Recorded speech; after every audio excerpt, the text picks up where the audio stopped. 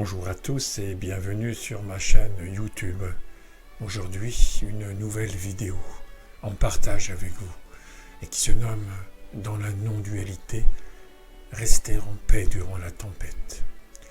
En ce mois de novembre, il me paraît judicieux d'échanger avec vous sur des aspects tempétueux qui concernent l'atmosphère de la communauté humaine plutôt que les soubresauts climatiques, bien que vraiment, sur le plan quantique, tout soit relié. Alors je souhaite ici vous affirmer que l'on peut, comme le disait Sénèque, vivre en apprenant comment danser sous la pluie, au lieu d'attendre que les orages passent. Alors au lieu de cette métaphore météorologique, mon propos d'aujourd'hui est bien de vous aider à traverser les événements de la vie, que ceux-ci soient douloureux ou anxiogènes, et de les traverser dans une paix profonde.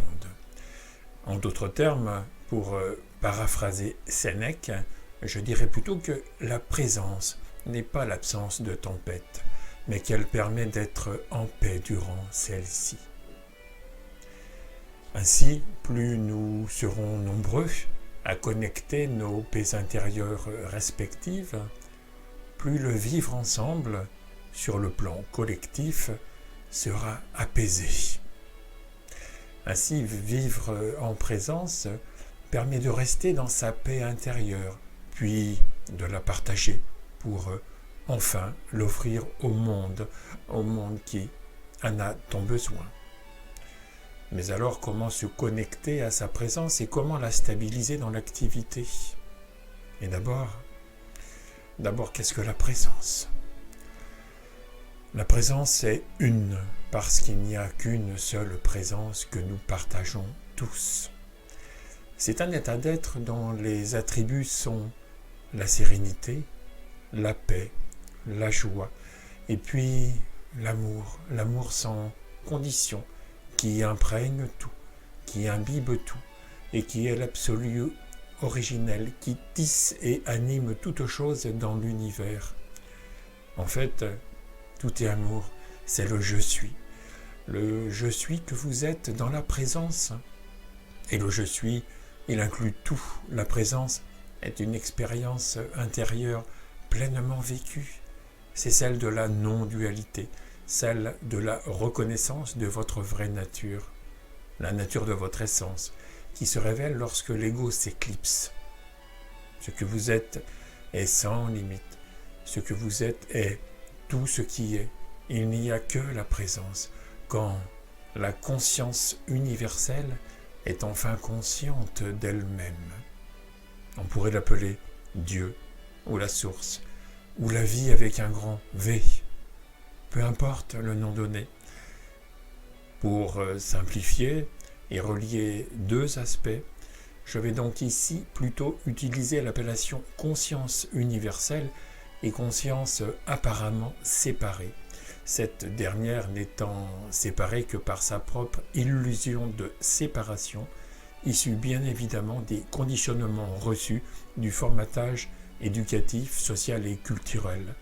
Ainsi, la présence se révèle quand la conscience universelle est consciente d'elle-même à travers la forme de vie manifestée de l'entité corps mental que nous semblons être. En fait, la vie manifestée du monde des phénomènes transitoires est véritablement le support utilisé par la conscience universelle pour devenir consciente d'elle-même et ainsi expérimenter l'amour.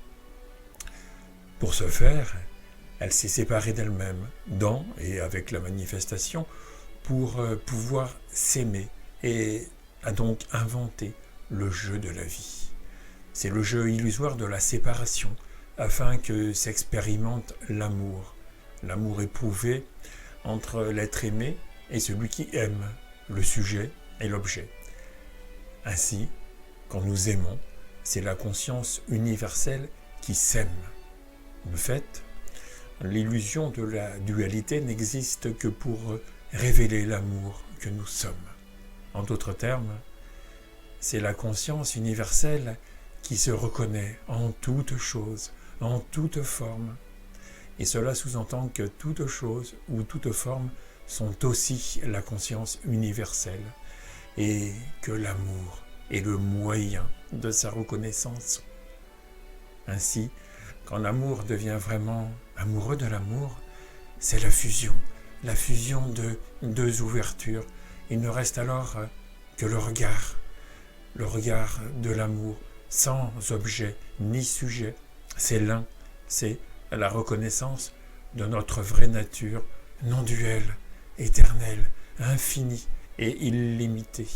Ainsi, la paix est dans la non-dualité, une paix que nous pouvons offrir au monde quand nous offrons notre regard intérieur au regard de l'amour, au regard de la conscience universelle qui, de la sorte, s'expérimente à travers nous. La conscience séparée s'étant évaporée dans la présence. Pour vivre dans la présence, il ne faut pas la rechercher, car elle n'est pas à l'extérieur, elle ne peut pas être découverte, elle ne peut que se reconnaître dans le silence infini du cœur. Le mental, c'est l'activité de la conscience universelle sous une forme contractée et focalisée qui voile sa vraie nature. La conscience universelle ne peut être connue que par elle-même. Alors tout effort, toute quête, comme la quête de l'éveil, est engendrée par le mental et ne fait donc que de contribuer à créer de la distance et de la division. Toute action effectuée par la conscience apparemment séparée et illusoire, afin par exemple de tenter de s'améliorer ou d'acquérir telle ou telle qualité, ne fait que de renforcer l'illusion. La conscience universelle, elle ne peut pas s'éveiller, non, parce qu'elle l'est déjà. De fait, nous sommes ce que nous cherchons. Et celui qui cherche est son propre obstacle. Alors comment se révéler en soi comme pure présence ?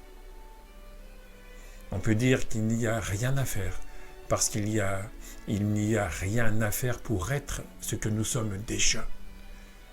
Bien sûr, c'est difficilement entendable pour beaucoup d'entre vous.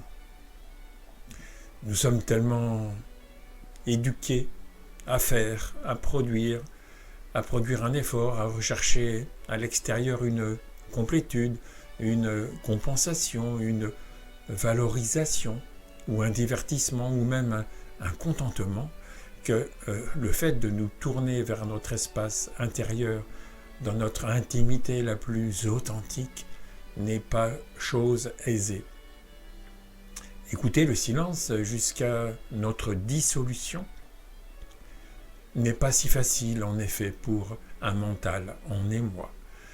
Ainsi, quand nous sommes conditionnés à vouloir créer à tout prix du lien avec les autres, alors que nous méconnaissons le lien de vie qui nous relie avec tout le vivant. Pourtant, dans ce fil de vie dont nous pourrions être conscients, l'autre c'est nous et nous c'est l'autre, parce que nous sommes un. De fait, on manque de notre vraie nature, l'amour inconditionnel. Nous ne cessons de vouloir être en relation avec les autres.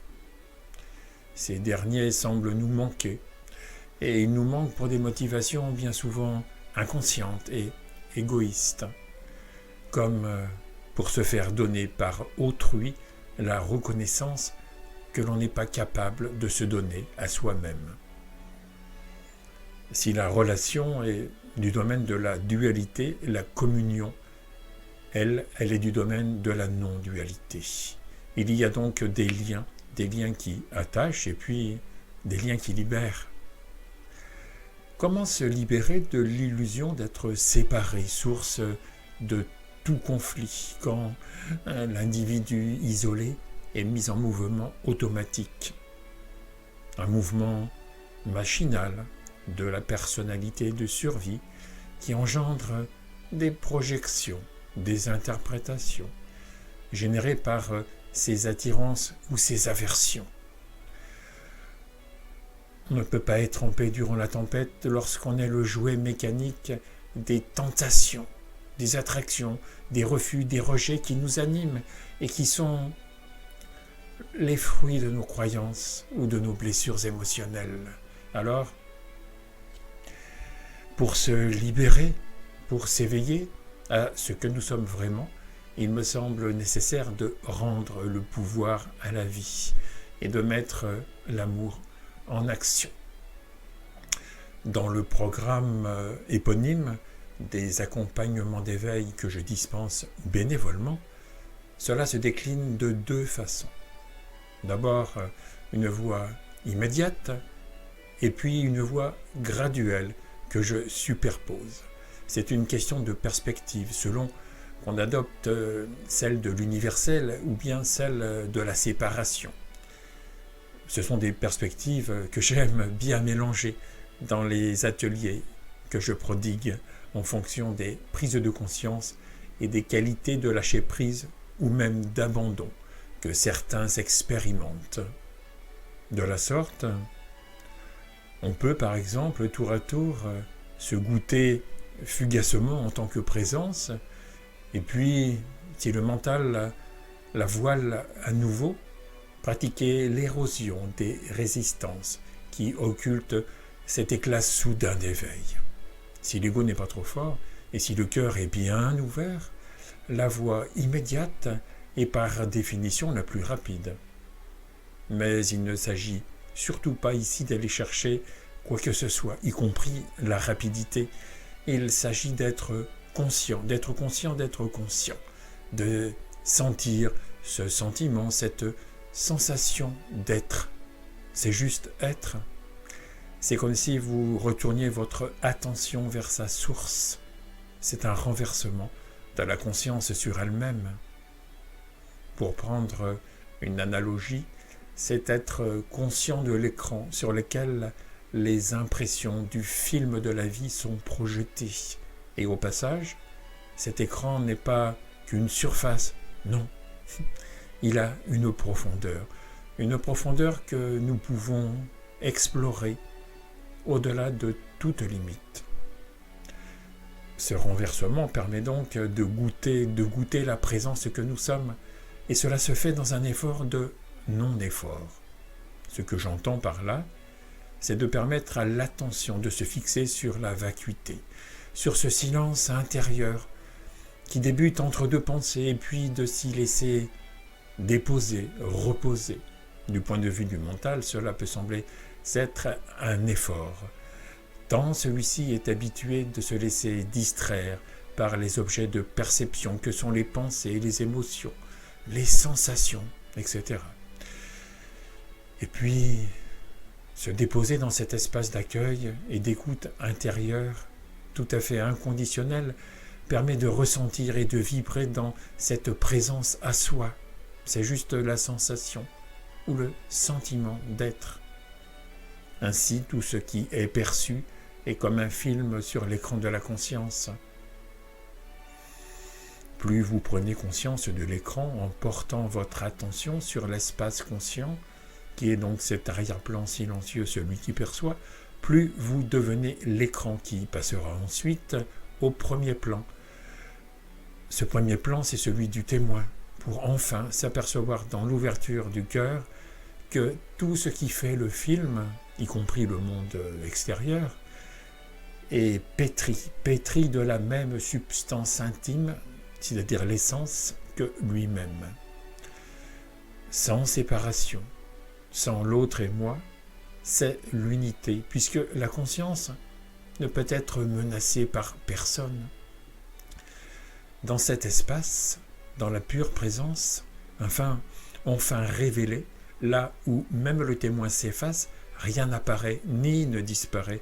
Il n'y a plus de monde, ni même de ce qu'on appelle le tout, puisque le tout, c'est la conscience. C'est en quelque sorte, comme l'indique l'un des Upanishads, ces textes sacrés issus du Veda, l'expérience intime et absolue de la solitude comblée par l'unité. Et c'est, me semble-t-il, le jeu de la vie. Alors, en variante de cette voie immédiate, on trouve aussi l'investigation, une voie complémentaire. L'investigation, c'est le questionnement qui invite au retournement de l'attention vers sa source. Pour le mental, c'est une direction sans direction. Et quand il se perd, la présence se trouve et se retrouve. Dans l'investigation, il y a les fameuses questions. Qui suis-je ? Suis-je conscient ? Vous pouvez aussi vous demander d'où vient ma prochaine pensée. Vous pouvez aussi, dans la vie de tous les jours, vous demander, lorsqu'il y a perception, qui observe ce que j'observe ? Qui ressent ce que je ressens ? Qui écoute ce que j'écoute ?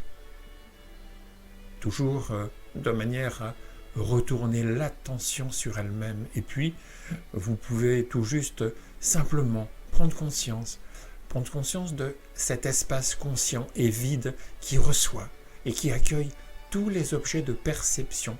C'est un espace comme un contenant qui contiendrait le contenu, un espace comme le ciel d'azur qui témoigne juste des nuages qui passent et qui repassent. Ainsi, toutes les perceptions, qu'elles soient extérieures ou intérieures, deviennent des objets que vous regardez passer. Ils apparaissent et puis ils disparaissent de votre espace conscient, lui qui est toujours présent. Vous en êtes juste le témoin, un témoin qui s'efface aussi quand l'amour qu'il est en essence inclut et absorbe tout ce qui est en son sein sacré. Alors, portez attention le plus souvent possible sur cet espace conscient qui est votre vraie nature, le plus souvent possible, même dans l'activité. Ainsi, avec ce recul, vous prendrez conscience de cet arrière-plan silencieux qui ensuite passera au premier plan, avant que les deux plans ne fusionnent tous les deux. Et quand vous serez alors désidentifié des objets de perception, de même, comme avec un objectif de caméra, vous pourrez focaliser votre attention sur un objet, et puis sur un autre, et puis encore sur un autre. Comme une caméra observant divers objets d'une pièce de façon très fragmentaire et qui, à un moment donné, ne regarde en fait plus rien de particulier, juste une vision globale, panoramique et complète du lieu. C'est comme si elle regardait le vide de la pièce, l'espace épousant tous les objets. Et puis, in fine, elle se retourne sur elle-même. L'attention se renverse en quelque sorte. L'écoute finit par écouter l'écoute comme pour observer cela qui observe, et se fondre alors dans ce regard d'amour sans objet ni sujet. Alors c'est l'abandon où l'on se dépose au cœur du soi suprême, irrémédiablement, irrésistiblement absorbé dans l'amour inconditionnel.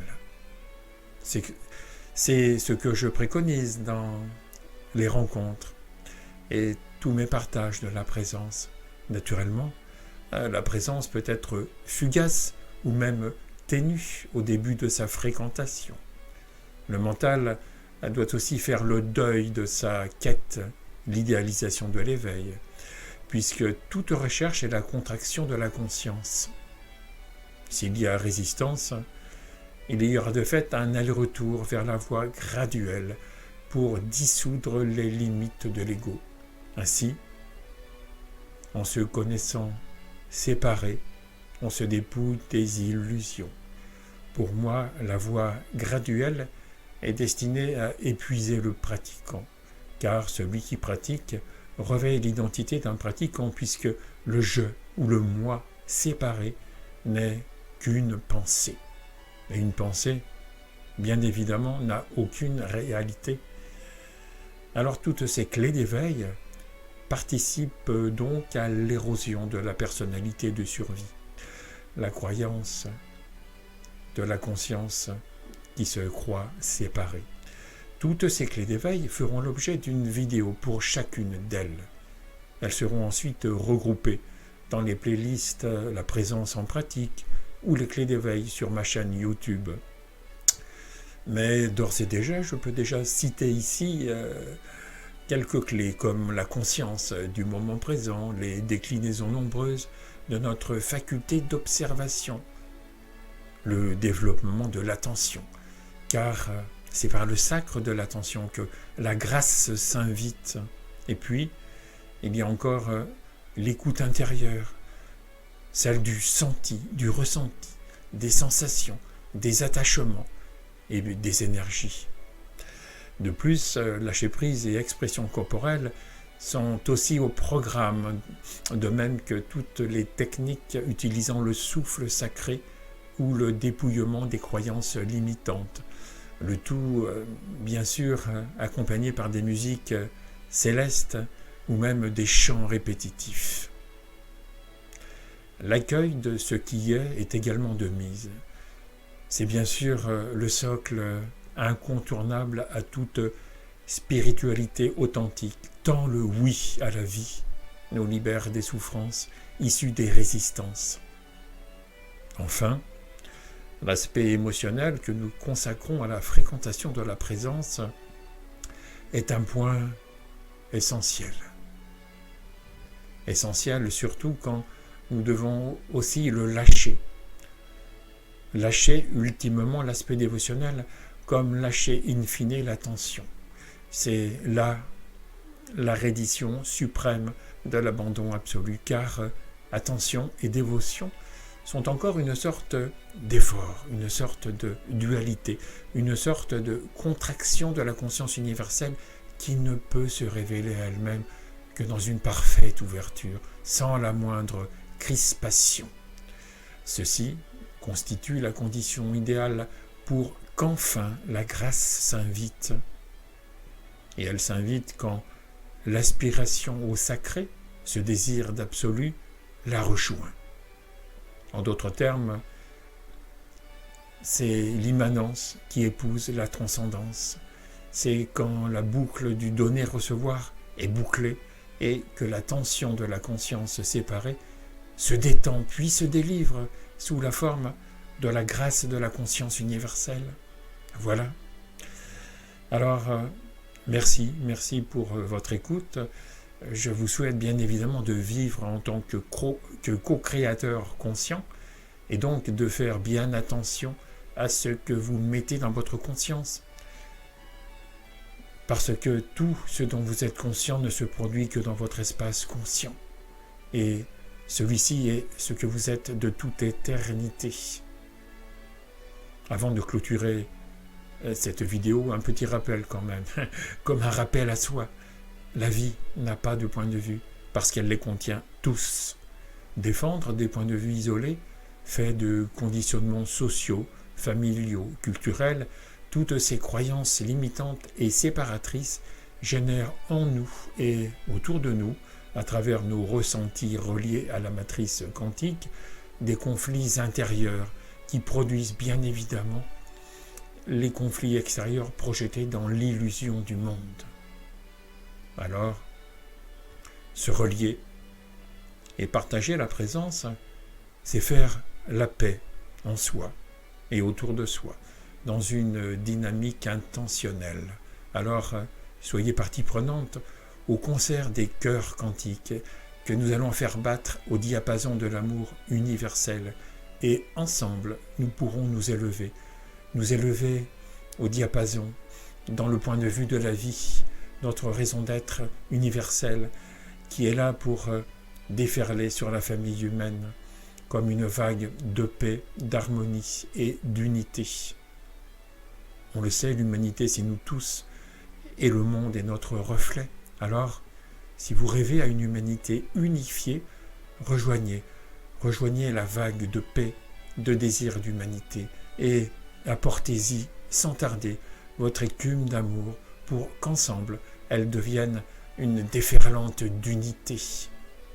Ceci est votre élan de contribution pour un monde plus humain, pour un monde plus beau. Que la paix soit avec vous, et même durant les tempêtes. Merci de faire connaître cette chaîne autour de vous, et pourquoi pas de vous abonner à celle-ci. Je vous dis à bientôt pour de nouvelles vidéos.